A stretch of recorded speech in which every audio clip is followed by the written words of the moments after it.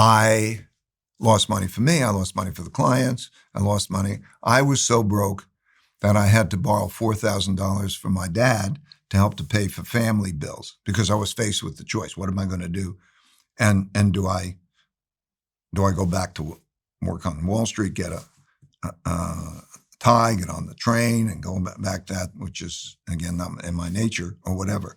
And two things changed me. Okay, reflection. First of all, I learned what we were just talking about.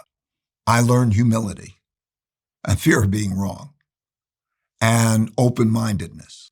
So I wanted the smartest people I could find to stress test my opinions, because I always realized I could be wrong.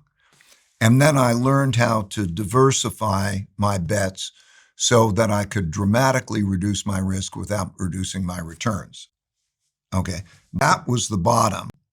Okay, from that point all the way over, that following those principles took me to the biggest hedge fund in the world, the most successful, and so on, because I applied it to the markets, applied it to what we did, and so on. So that notion of reflection, and then how do you deal with what reality is like, and then, they learn radical open-mindedness. In other words, like there's a principle in the book, you have to take in before you put out. So yes, open-mindedness doesn't in any way minimize your ability to decide.